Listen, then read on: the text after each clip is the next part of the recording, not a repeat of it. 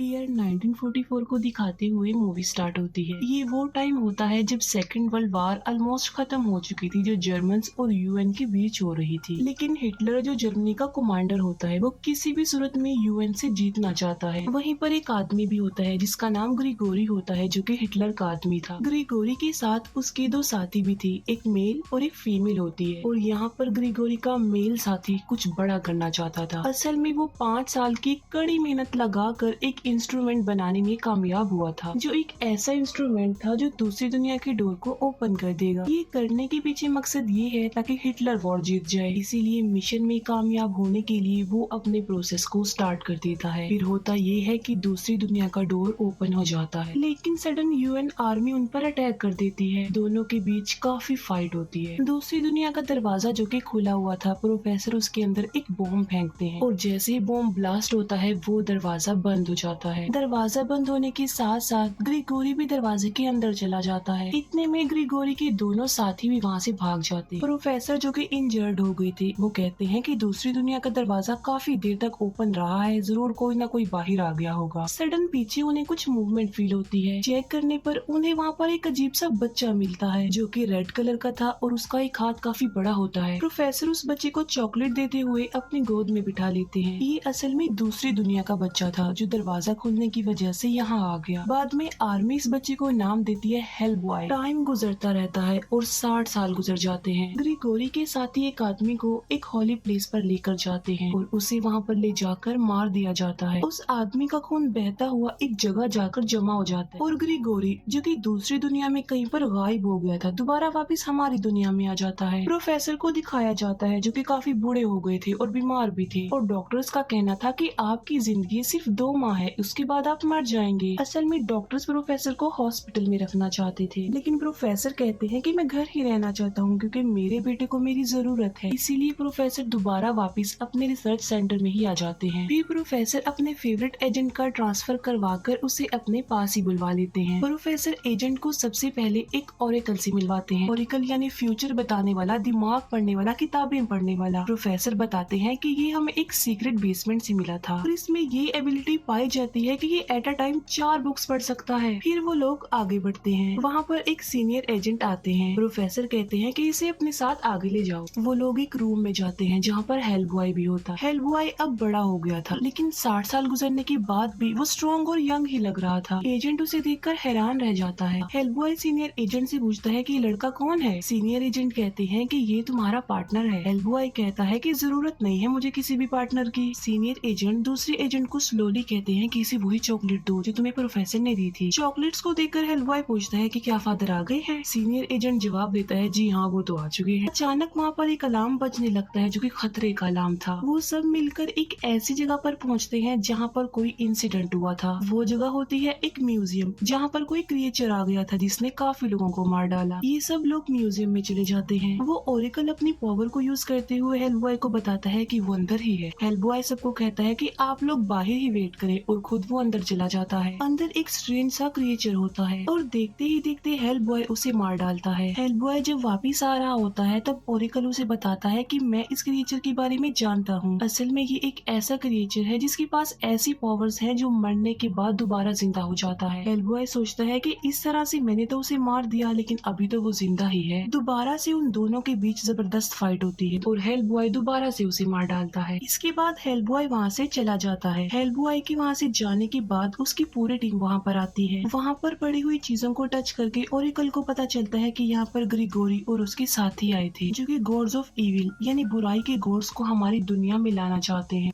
और जिस क्रिएचर को हेल बॉय ने अभी अभी मारा था, उसको अभी ग्रिगोरी ने ही आजाद करवाया था। प्रोफेसर ये सब कुछ जानने के बाद काफी अपसेट हो जाते हैं। ओरेकल जब प्रोफेसर को टच करता है तब उसे ये पता चलता है कि वो भी बहुत बीमार है। हेल बॉय एक मेंटल अजाइलम में जाता है, जहाँ पर वो एक लड़की से मिलता है जिसका नाम लिज था। लिज असल में इन्हीं लोगों की ही पार्टनर थी। इस लड़की के अंदर ये खूबी थी कि ये आग पैदा कर सकती थी, लेकिन आग की ये पावर लिज के कंट्रोल में नहीं थी, जिसकी वजह से पहले बहुत तबाही मच चुकी थी और इसी वजह से उसे इस मेंटल असाइलम में रखा गया था। हेल्पबॉय उसे कहता है कि चलो वापस हमारे साथ चलो। लिज कहती है कि मुझे यहाँ पर रहना पसंद तो नहीं है, लेकिन जब से मैं यहाँ पर आई हूँ काफी बेटरमेंट आ गई है। अब मैं आग पर कंट्रोल कर पा रही हूँ और कोई हादसा भी नहीं हुआ। तभी वहाँ पर हेल्पबॉय के लोग आ जाते हैं जो उसे वापस अपने साथ ले जाते हैं। हेल्पबॉय की बाजू पर क्रिएचर से फाइट की वजह से इस चोट का निशान बन गया था। ओरेकल को चेक करने पर पता चलता है कि हेल्पबॉय की चोट में उस क्रिएचर के एग्स हैं। वो ओरेकल बताता है कि डंक के जरिए ये अंडे किसी के अंदर भी पैदा कर सकता है और ये दो चीजों को बेयर नहीं कर पाते, एक लाइट और एक गर्मी। और इन अंडों को ग्रो होने के लिए नमी यानी गीलापन और अंधेरा चाहिए। हेल्पबॉय ने उस क्रिएचर को एक अंडरग्राउंड टनल में मारा था और ऐसा एटमॉस्फेयर वहाँ पाया जाता था। प्रोफेसर हेल्पबॉय को कहते हैं कि कल तुम पूरी टीम के साथ वहाँ पर जाओगे और जितने भी वहाँ पर एग्स हैं सबको डिस्ट्रॉय कर देना। नेक्स्ट डे हेल्पबॉय ओरेकल कुछ एजेंट उसी लोकेशन पर जाते हैं। वहाँ पहुंचकर वो अंडों को तलाशने लग जाते हैं। ओरेकल पानी में जाता है और वो देखता है कि उस क्रिएचर ने वहाँ पर बहुत ज्यादा अंडे दिए हुए हैं और वो क्रिएचर वहीं पर होता है जो ओरेकल को मारने की कोशिश करता है, लेकिन वो बिल्कुल ठीक वक्त पर बाहर आ जाता है। बाहर भी एक क्रिएचर आ जाता है जो दो एजेंट्स को मार डालता है। तभी वहाँ पर हेल्पबॉय आ जाता है और हेल्पबॉय और उस क्रिएचर के बीच काफी फाइट होती है और हेल्पबॉय उसे मारने में कामयाब हो जाता है। लेकिन वहीं पर ग्रिगोरी का पावरफुल सोल्जर भी था जिस पर गोलियां भी नहीं असर कर रही थी, जो कि सीनियर एजेंट को बुरी तरह से इंजर्ड कर देता है। जब हेल्पबॉय वहाँ पर आता है तो वो सोल्जर ऐसी एक्टिंग करता है कि जैसे वो मर चुका हो और हेल्पबॉय भी कुछ ऐसा ही समझता है। हेल्पबॉय के अलावा सब इंजर्ड थे और अगर इन्होंने जल्द कुछ ना किया तो ये क्रिएचर पूरी दुनिया में फैल जाएंगे और तबाही मचा देंगे। जिस क्रिएचर को अभी अभी हेल्पबॉय ने मारा होता है उसके अंदर से दो लाइट्स निकलती हैं। इसका मतलब साफ था कि एक को मारने से दो पैदा हो जाएंगे। दूसरी तरफ प्रोफेसर लिज को उसी लोकेशन पर ले आते हैं जहाँ पर वो रहते थे। तभी वहाँ पर हेल्पबॉय आ जाता है जो लिज को देखकर काफी खुश हो जाता है क्योंकि वो लिज को लाइक करता था, लेकिन लिज से उसने अभी तक की बात शेयर नहीं की थी। दूसरी तरफ प्रोफेसर ग्रिगोरी के साथ ही डेड बॉडी को चेक कर रहे होते हैं जो कि ऐसे रिएक्ट करता है कि जैसे वो मर चुका हो। प्रोफेसर देखते हैं कि उसके अंदर जरा सा भी ब्लड नहीं होता। इसका मतलब साफ था कि वो कोई इंसान तो नहीं है। इसके बाद प्रोफेसर नीचे आ जाते हैं। हम देखते हैं कि ग्रिगोरी का वही साथी उठ गया है जो कि अपने कपड़े पहनकर नीचे उस जगह पर आ जाता है जहाँ पर प्रोफेसर होते हैं। उसे देखकर प्रोफेसर समझ जाते हैं कि उनके लिए ये की गई एक साजिश है। प्रोफेसर कहते हैं कि मैंने पपेट यानी कठपुतली को तो देख लिया है, लेकिन इसके पीछे किसका हाथ है, इसका मालिक, इसका चलाने वाला कौन है, कहाँ है। और तभी हम ग्रिगोरी को वहाँ पर बैठा हुआ देखते हैं। वो प्रोफेसर को कहता है कि very good professor, very good. Grigory professor को कहता है कि अगर 60 साल पहले आपने हेल्पबॉय को मार दिया होता तो आज ये नौबत ना आती। वो कहता है कि मैं आपको फ्यूचर की एक ग्लिम्स दिखाता हूँ और वो प्रोफेसर के फोरहेड पर टच करता है जिससे प्रोफेसर को विजन्स आने लगते हैं, जिसमें वो देखते हैं कि हेल्पबॉय के दोनों सिंग अब काफी बड़े हो चुके हैं और सारी दुनिया जल रही है, चारों तरफ आग लगी हुई है और ग्रिगोरी का वही सोल्जर उन्हें मार डालता है। हेल्पबॉय को जब इस बात का पता चलता है तब वो वापिस आ जाता है और अपने फादर को मरा हुआ देखकर वो काफी दुखी हो जाता है क्योंकि इस दुनिया में उसके फादर प्रोफेसर के अलावा उसका कोई भी नहीं था। प्रोफेसर की डेड बॉडी के पास एक नोट भी पड़ा हुआ मिलता है जिस पर किसी जगह का नाम मेंशन था। बाद में सब लोग मिलकर उस जगह तक पहुंच जाते हैं, लेकिन इन लोगों के साथ वहाँ पर ओरेकल नहीं होता क्योंकि वो काफी बीमार था। इन्हें वहाँ पर बहुत बड़े बड़े खंडरात मिलते हैं और ये उसके अंदर चले जाते हैं। अचानक उनके सामने ग्रिगोरी का साथी आ जाता है और ये वही होता है जिसने प्रोफेसर को मारा था और वो हेल्पबॉय पर अटैक कर देता है। हेल्पबॉय जानता था कि इसी ने ही मेरे फादर को मारा है और वो उससे कई ज्यादा पावरफुल भी था, इसीलिए हेल्पबॉय अपनी ताकत का इस्तेमाल करके उसे मार डालता। लेकिन इतनी देर में हेल्पबॉय से उसके साथी अलग हो चुके थे। वहाँ पर उन्हें उस क्रिएचर का घर भी मिल जाता है जहाँ पर उसने बहुत सारे अंडे दिए हुए थे और यहाँ पर काफी ज्यादा क्रिएचर होते हैं और वो उन पर अटैक कर देते हैं। हेल्पबॉय बहादुरी से उनका मुकाबला भी करता है, लेकिन उनके साथ लड़ना कोई आसान नहीं था क्योंकि वो तादाद में भी काफी ज्यादा थे और स्ट्रॉन्ग भी थे। लिज जब वहाँ पर आकर ये सब कुछ देखती है तो वो एजेंट को कहती है कि मुझे स्लैप करो ताकि मुझे गुस्सा आए और मैं आग पैदा कर सकूं। वो एजेंट ऐसा ही करता है, लिज को स्लैप करता है और उसके हाथ पर आग लग जाती है। लिज उस एजेंट को कहती है कि तुम जाकर कहीं पर छुप जाओ और वो एजेंट पत्थरों के पास जाकर कहीं पर छुप जाता है। लिज अपनी आग की पावर को इस्तेमाल करके सब क्रिएचर, सब अंडों को डिस्ट्रॉय कर देती है। उन सब के खत्म होने के साथ साथ लिज और हेल्पबॉय भी बेहोश हो जाते हैं। हेल्पबॉय को जब होश आती है तो वो देखता है कि उसे पकड़ लिया गया है और उसके सामने ग्रिगोरी और उसके साथी होते हैं। वहीं पर लिज भी थी जो कि बेहोश थी, जबकि एजेंट को तो प्रिजनर बना लिया गया था। वहाँ पर एक बहुत बड़ा पत्थर भी होता है जो जो कि आसमान से गिरा था, जो दूसरी दुनिया का दरवाजा खोलने का रास्ता था। असल में आज रात ग्रहण लगना था और ग्रहण लगने की रात वो दरवाजा खोला जा सकता था। ग्रिगोरी हेलबॉय को कहता है कि तुम्हारा हाथ इतना बड़ा क्यों है, तुम्हें पता है? असल में ये दूसरी दुनिया का दरवाजा खोलने की चाबी है और अब तुमने करना ये है कि तुम दूसरी दुनिया का ताला हमारे लिए खोलोगे। लेकिन हेलबॉय इसके लिए साफ इनकार कर देता है। ग्रिगोरी कहता है कि क्या तुम लिज की सोल के बदले में भी ऐसा नहीं करोगे, और वो लिज की सोल को अपने अंदर ले लेता है। अगर तुम लिज को दोबारा जिंदा देखना चाहते हो तो दूसरी साइड पर उसकी सोल तुम्हारा वेट कर रही है, और लिज को बचाने के लिए अब तो तुम्हें दरवाजा खोलना ही पड़ेगा। हेलबॉय उन तालों को तोड़ने की कोशिश करता है। ग्रिगोरी कहता है कि तुम्हारा असल नाम इन तालों पर लिखा हुआ है और अपना असली नाम लिए बगैर तुम इन तालों को नहीं तोड़ सकते। तुम्हें अपना असली नाम बोलना होगा, बोलो अपना असली नाम। हेलबॉय अपना असली नाम बोलता है और वो ताले खुल जाते हैं, और जो हेलबॉय के सर पर सींग होते हैं वो अब काफी बड़े हो जाते हैं और उन सींगों में आग भी लगी हुई थी। वो उस पत्थर के पास जाता है जो दूसरी दुनिया का रास्ता था। आधी रात का वक्त हो गया था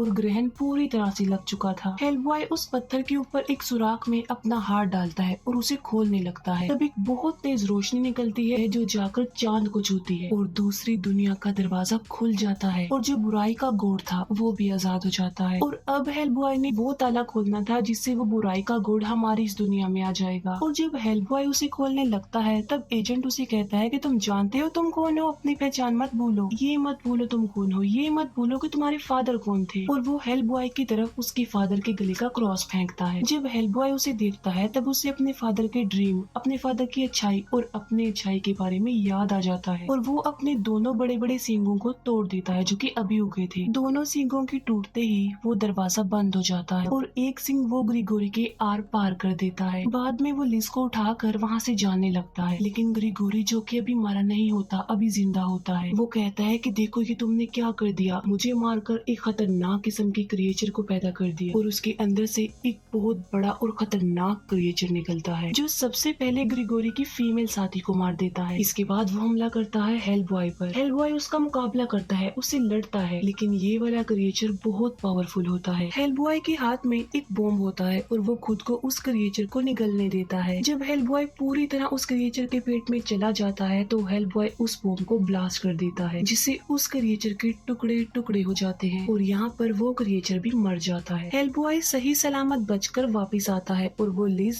और उस एजेंट के पास आ जाता है। लिज अभी भी बेहोश थी और हेलबॉय लिज के कान में कहता है कि मैं ये क्यों नहीं समझ पाया कि तुम तो मेरी थी, मेरी हो। ये वर्ड सुनकर लिज होश में आ जाती है। हेलबॉय और लिज एक दूसरे के गले लग जाते हैं और बस यहीं पर इस मूवी की हैप्पी एंडिंग हो जाती है।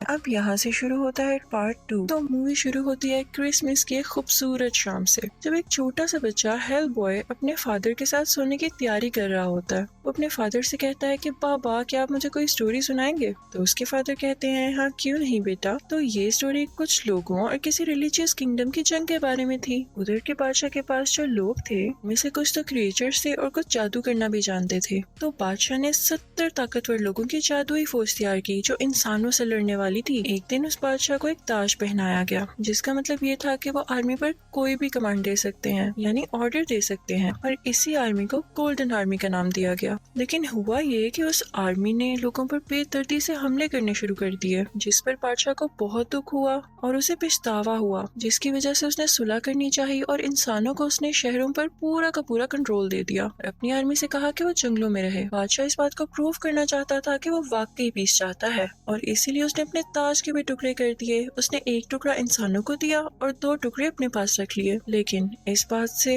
बादशाह का बेटा शहजादा नुआडा बिल्कुल खुश नहीं था, तो वो मुल्क ही छोड़कर चला गया। अब कुछ टाइम बाद हमें प्रेजेंट टाइम दिखाया जाता है, जब प्रिंस नुआडा अपनी तलवार चला रहा था और अब वो वापस आना चाहता था। इसके साथ एक मॉन्स्टर भी था जो इसका हर कहना मानता था। प्रिंस नुआडा को पता चलता है कि एक जगह पर पुरानी चीजें बेची जा रही हैं और उन चीजों में वो ताज भी शामिल है। उस ताज का वो टुकड़ा जो इंसानों के पास था। क्योंकि उसे इस बात का काफी गुस्सा था तो वो अपने लोगों को और कुछ क्रिएचर्स को उस पर अटैक करने के लिए भेजता है। और फिर हम हेलबॉय को वहाँ पर देखते हैं और हम लिज को देखते हैं जिसको हेलबॉय पर काफी गुस्सा था। उसके पास आग की पावर्स थी और वो हेलबॉय को वापस भेजने की काफी कोशिश करती है। फिर हम देखते हैं कि लोग काफी परेशान हैं उस वाक़े की वजह से जो उस जगह पर हुआ जहाँ पुरानी चीजें बेची जा रही थी। और हम ये भी जानते हैं कि प्रिंस नुआडा का काम था, लेकिन इस सब के बारे में हेलबॉय से पूछा जाता है। खैर हेलबॉय को पता चलता है कि वहाँ पर 70 लोग थे और उनमें से एक भी नहीं बचा। जो कि हेलबॉय का दोस्त था वो जगह पर पता लगा रहा था कि असल में काम है किसका। तो उसे वहाँ पर कुछ बॉक्सेस मिलते हैं जिस पर बादशाह की मोहर लगी हुई होती है। जैसे ही वो बॉक्स खोलता है तो देखता है कि उसमें टूथ फेरीज थी और लकीली उसके पास ऐसी एबिलिटीज थी कि वो अपने आसपास की चीजें पता कर सकता था। और जैसे ही वो अपना हाथ लिज की तरफ बढ़ाता है तो उसे पता चलता है कि इसका तो बेबी होने वाला है। कि तभी हेलबॉय को और बाकी लोगों को टूथ फेरीज खेल लेती हैं, लेकिन तभी लिज भी उन्हें आग से डराकर भगा देती है और हेलबॉय वहाँ से बाहर आ जाता है और वो देखता है कि उसके चारों तरफ न्यूज रिपोर्टर्स हैं। और जिस बात का उस आदमी को डर था कि उसकी टीम के बारे में लोगों को पता चल जाएगा तो वैसा ही हुआ। अब वो लोग पूरी दुनिया के सामने आ चुके थे। अब हम देखते हैं प्रिंस नुआडा को और उसके साथी को जो कि बादशाह के पास जाते हैं बात करने के लिए। बादशाह अभी भी यही चाहता था कि इंसानों के साथ सुलह के साथ रहा जाए। बादशाह की बेटी यानी प्रिंस नुआडा की बहन भी यही चाहती थी और अपने बाप का साथ दे रही थी, लेकिन प्रिंस नुआडा समझता था कि इंसान लालची होते हैं और यहाँ पर रूल करने के लिए वो हमें किसी भी वक्त मार सकते हैं। शाम को हेलबॉय देखता है कि उसके मुतालिक और उसके साथियों के मुतालिक न्यूज आ रही हैं, जिससे वो काफी खुश भी होता है, लेकिन लिज अभी भी हेलबॉय से नाराज थी। हम प्रिंस नुआडा को देखते हैं जो अभी भी बादशाह के पास था। वो कहता है कि फादर, मैं अपने मुल्क को और जादुई दुनिया को इंसानों से दूर रखना चाहता हूँ और याद रखें मैं इसके लिए कुछ भी कर सकता हूँ। किंग उसे समझाने की कोशिश कर ही रहा होता है कि वो अपने बाप को यानी किंग को मार देता है और ताज का दूसरा टुकड़ा लेके वहाँ से भाग जाता है।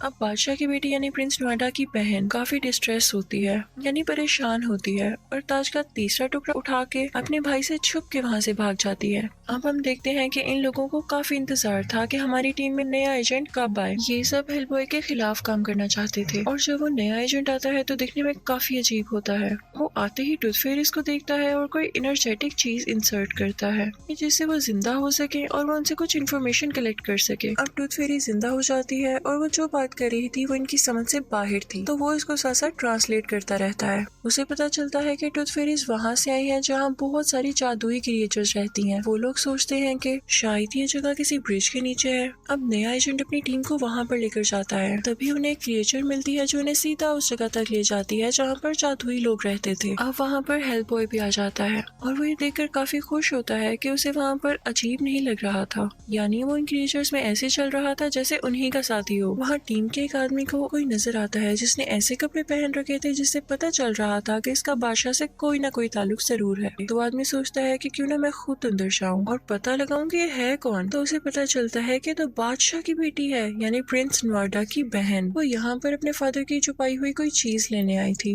वो आदमी मुसलसल उसका पीछा करता है और अचानक वो भी उसके सामने आ जाती है। यहाँ हमें पता चलता है कि इन दोनों की एबिलिटीज सेम थी। वो दोनों एक दूसरे के हाथ के इशारे से ही एक दूसरे के बारे में बहुत कुछ जान पा रहे थे। तभी हम देखते हैं कि प्रिंस नुआडा का खास आदमी वहाँ पर आता है और शहजादी यानी प्रिंस नुआडा की बहन पर अटैक कर देता है और तभी हेलबॉय आता है और उस पर उल्टा अटैक कर देता है और उसको हरा देता है। शहजादी हेलबॉय से काफी इम्प्रेस होती है, तो वो उसे बताती है कि मेरे पास किंग के ताज का आखिरी टुकड़ा है और उसने वो सिलेंडर भी हासिल कर लिया है जिसमें उस गोल्डन आर्मी तक जाने के लिए जो रास्ता यूज होगा उसका मैप भी है। अब जो नया एजेंट आया था वो नहीं चाहता था कि शहजादी उनकी टीम में आए और हेलबॉय को ये बात काफी अजीब लगती है और वो नया एजेंट भी। अब हम देखते हैं कि प्रिंस नुआडा को काफी गुस्सा था क्योंकि हेलबॉय ने उसके खास आदमी को जो मार दिया था। तो वो एक बीज निकालता है जो कि देखते देखते क्रिएचर में बदल जाता है जिसके बहुत सारे टेंटिकल्स थे। हेलबॉय और वो लड़ने लगते हैं। वहाँ पर इंसानों का एक बच्चा भी होता है और हेलबॉय उसे वहाँ से बचा लेता है, लेकिन लोग उसी को बुरा भला कहते हैं। वो ये सोच ही रहा होता है कि ऐसा आखिर क्यों है कि तभी लिज वहाँ पर आ जाती है। हेलबॉय काफी सैड होता है तो वो उससे कहता है कि सॉरी तुम मत जाओ। तो लिज उसे गुस्से से कहती है कि आखिर तुम चाहते क्या हो, तुम्हें दुनिया को खुश करना है या मुझे, एक बार सोच लो। फिर हम शहजादी को देखते हैं जो कि ताज का तीसरा टुकड़ा उस आदमी की बुक में रख देती है जो कि टीम मेंबर था। फिर हम देखते हैं कि नया एजेंट हेलबॉय के पास आता है और कहता है कि तुम मेरा कहना मानो क्योंकि अगर हम दोनों में लड़ाई होती है तो जीतूंगा तो फिर भी मैं। हेलबॉय उससे कहता है कि तुम्हें ऐसा किसने कह दिया, क्योंकि हेलबॉय को खुद पर यकीन था कि वो उसे हरा देगा। फिर सीन चेंज होता है और हमें ये पता चलता है कि प्रिंस नुआडा ने अपनी बहन को किडनैप कर लिया है। उसने हेलबॉय के लिए ये भी नोट छोड़ा था कि अगर तुम चाहते हो कि प्रिंसेस की और तुम्हारी जान बच जाए तो वो ताज का तीसरा टुकड़ा लेकर मेरे पास पहुंच जाओ। जैसे ही हेलबॉय प्रिंस नुआडा के पास जाता है तो वो उसको धोखा देते हुए उसकी चेस्ट में नेजा दे मारता है जिससे हेलबॉय को बहुत दर्द होती है वो नेजा निकालने की बहुत कोशिश की जाती है लेकिन वो निकल ही नहीं रहा था। यहाँ पर वो लिज से कहता है कि तुम मेरे लिए सबसे ज्यादा अहम हो। दूसरी तरफ हम देखते हैं कि हेल्पबॉय के दोस्त को बुक में वो तीसरा पीस मिल जाता है और उस टीम को भी पता चल गया था कि गोल्डन आर्मी कहाँ पर है। अब लिज ने हेल्पबॉय को माफ कर दिया था और वो उसे भी गोल्डन आर्मी तक ले जाना चाहती थी ताकि वो जल्द से जल्द ठीक हो सके, लेकिन नया एजेंट और उसकी टीम में नहीं चाहती थी। तो लिज उन लोगों को मारने लगती है और वहाँ हलचल मच जाती है। अब ये तीनों यानी लिज, हेल्पबॉय और उसका दोस्त अकेले ही चल पड़ते हैं और वहाँ पहुंचकर इन्हें एक गॉब्लिन मिलता है जो इनसे कहता है कि मैं तुम्हारी मदद करूंगा, लेकिन उसके बदले में तुम लोगों को मुझे एक चमकदार चीज देनी होगी। तभी गॉब्लिन को हेल्पबॉय के चेस्ट पर वो नेजा नजर आता है तो वो कहता है कि चमकदार चीज मुझे दे दो तो मैं तुम लोग की हेल्प कर दूंगा। गॉब्लिन उसे एक ह्यूज क्रिएचर के पास लेकर जाता है जो कि उन लोगों को पहले से जानता था। वो उन्हें उनके असली नामों से पुकारता है। लिज उस क्रिएचर से कहती है कि प्लीज हेल्पबॉय को ठीक कर दो। तो वो क्रिएचर कहती है कि अगर ये जिंदा रहा तो जमीन में बहुत फसाद होंगे, लेकिन लिज कहती है कि प्लीज इसे ठीक कर दो ना, इसे जीने दो। उस क्रिएचर को एंजल ऑफ डेथ भी कहा जाता था। खैर वो एंजल लिज के कहने पर नेजा हेल्पबॉय की चेस्ट से निकाल देता है और फिर लिज से कहता है कि तुम्हें इसे जीने की कोई वजह देनी होगी। तो लिज हेल्पबॉय के सामने झुक जाती है और उससे कहती है कि तुम फादर बनने वाले हो और हेल्पबॉय ये सुनकर ठीक होने लगता है। अब गॉब्लिन उन्हें गोल्डन आर्मी तक लेकर जाता है और प्रिंस नोएडा भी वहाँ पर था। वहाँ पर हेल्पबॉय का दोस्त उसे ताज का तीसरा टुकड़ा देता है, लेकिन प्रिंस नोएडा यहाँ भी उनको धोखा दे देता है और वो गोल्डन आर्मी को जगा देता है जो कि तादाद में बहुत ज्यादा थे और हेल्पबॉय चाहते हुए भी उन्हें रोक नहीं सक रहा था। अब वो दोनों लड़ने लगते हैं। हेल्पबॉय जीतने के करीब होता है लेकिन वो फिर भी प्रिंस को नहीं मारता। अब जहाँ जहाँ प्रिंस को चोट लगी थी वहाँ वहाँ प्रिंसेस को भी दर्द हो रही थी क्योंकि उनकी बॉडीज किसी न किसी तरह एक दूसरे से कनेक्टेड थी। वहाँ पर हम देखते हैं कि प्रिंस नोएडा दोबारा से उठ खड़ा होता है और हेल्पबॉय पर अटैक करता है, लेकिन दर्द की वजह से दोबारा गिर जाता है। तो प्रिंसेस को एक आइडिया आता है कि क्यों ना मैं खुद को मार डालूं जिसकी वजह से प्रिंस को भी दर्द हो। इसी के साथ वो खुद को स्टैब कर लेती है और फिर हम देखते हैं कि प्रिंस नोएडा मारा जा चुका था। अब हेल्पबॉय वो ताज जोड़ता है और ऊपर उठा लेता है। लिज उससे वो क्राउन लेती है और उसे पिघला देती है जिसकी वजह से गोल्डन आर्मी वापिस अपनी जगह पर चली जाती है। फिर हम देखते हैं कि वो टीम मेंबर्स और नया एजेंट इन तीनों को आकर पकड़ लेते हैं और यही तीनों यानी लिज, हेल्पबॉय और हेल्पबॉय का दोस्त इस टीम को छोड़ने का बाकायदा ऐलान करते हैं, यानी इस टीम को हमेशा के लिए छोड़ देते हैं। फिर हम देखते हैं कि हेल्पबॉय लिज के साथ एक ऐसी जगह पर रहना चाहता था जहाँ पर वो अपने बेबी को पाल सके, लेकिन लिज उसे टोकती है कि बेबी नहीं बेबीज, और इसी के साथ वो अपनी 2 उंगलियां उठाती है जिससे पता चलता है कि उनके 2 बेबीज होने वाले थे। यहाँ पर हेल्पबॉय बहुत खुश होता है। इसी के साथ ये मूवी हैप्पीली एंड हो जाती है। Thank you for watching.